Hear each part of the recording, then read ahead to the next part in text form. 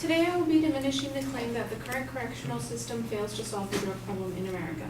Now, the advocate provides four main secondary claims, which are that 1, most people in jail were under the influence at the time of their arrest. 2, drug addiction is present in crimes of all kinds. 3, prisons fail to properly treat people for drug addiction while they're incarcerated. And 4, that drug courts are more effective than prison. Now, I'd like to start by addressing the first secondary claim that most people in jail were under the influence of drugs at the time they were arrested. Now, here the advocate fails to acknowledge factors that may lead to a false positive when taking a drug test. MedicalDaily.com tells us that there are 5 things that we encounter every day that can lead to a false positive on a drug test. For example, cold medications contain a synthetic amphetamine that is often used to make meth. Vitamin B supplements are made from hemp seed oil, which is why traces of THC, which is the psychoactive ingredient in marijuana, will show up on a drug test. Poppy seed bagels, or any poppy seed dish really, will contain minute traces of opiates, like opium and codeine, which can be found in urine samples for as long as 2 or 3 days after they are consumed. Even granola bars contain low levels of THC, which will make you test positive for marijuana. So I think here the advocate makes an inferential leap that having drugs in your system automatically leads to being a hardened criminal. And this ties into his next secondary claim, which is that drug addiction is present in all types of crimes. The use of illegal drugs is considered a criminal act in nearly all countries across the world, and drug use is, because of that, automatically linked to criminal behavior. Now, alcoholrehab.com tells us that this act alone is what links drugs and crime. So in other words, drug use does not necessarily lead to an increase in crime, even among people who are regular users or who have developed an addiction. Now, here the advocate is begging the question by supporting his secondary claim with a statement that is identical to the claim itself. The advocate fails to provide concrete proof of the correlation between drug use and criminal activity. Moving on to the advocate's third secondary claim, which is that prisons fail to properly treat people from drug addiction while they are incarcerated. Here the advocate states that proper treatment would include detoxification, behavioral counseling, medication, evaluation for co-occurring mental health issues, and long-term follow-ups.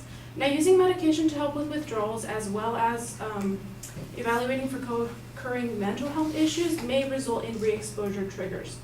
Recovery.org defines a re-exposure trigger as anything that includes circumstances that bring the user into proximity with a drug of abuse, and this will reinstate drug-seeking behavior.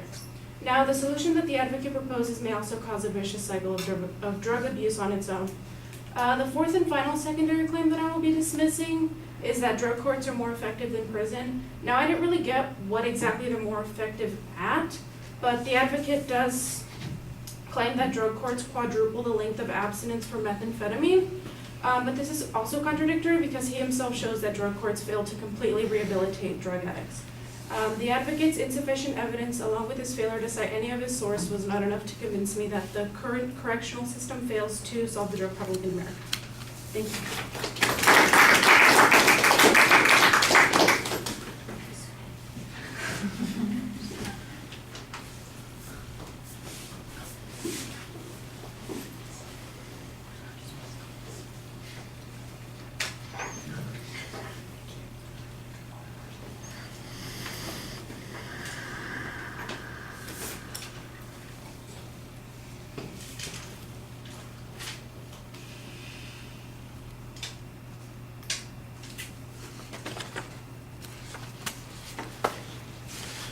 All right, you labeled the advocate's points pretty clearly. On the first point that you go into, you're spending a lot of time talking about false positives.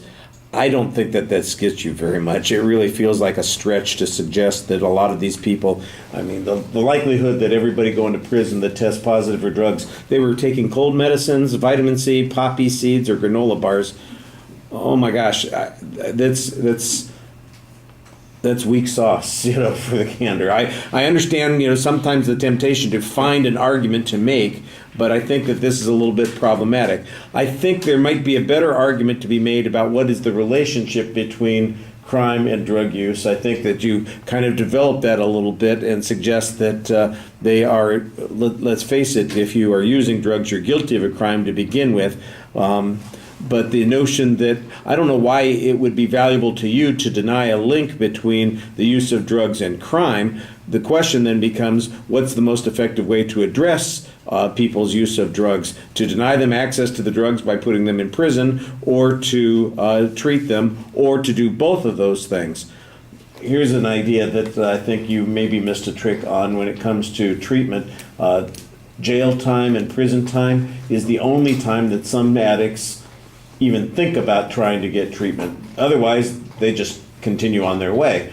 It's when you have an obstacle that forces you to confront those things that I think when people begin to seek some treatment. So instead of suggesting that, oh, they really aren't criminals, I think you need to go the other direction and say they are criminals, and we need to slap them down at some point so they'll get the help that they need. And prison is the start of that particular process, because they deny that they have a problem, they give themselves a rationalization, and then they continue their behavior. I think that might have made a little bit more sense. The idea that it begs the question about which is it the drug use that causes the crime that's related to drug use? I don't know that gets you very much. The argument that suggests that there's not enough treatment in the prisons, your response seems to be treating them actually might reignite their desire for drugs. That's another one that feels a little bit thin. I'm not saying that that's not a true statement, but let's contrast that to the absence of any particular treatment. That's what the advocate's position would be. I don't know what kind of evidence the advocate had on this point, and I think maybe going after that a little bit more directly would have made more sense. The notion that, in the process of treating people for their drug addiction, that's going to re-trigger them in some way because they are exposed to something, either conversationally or medically, that gets them started again. I'm not saying that's untrue, but in essence, you're making an argument that suggests there's no such thing as legitimate drug addiction treatment, and I don't know that that's going to be very sustainable, that anybody would believe that. And your fourth point basically comes down to,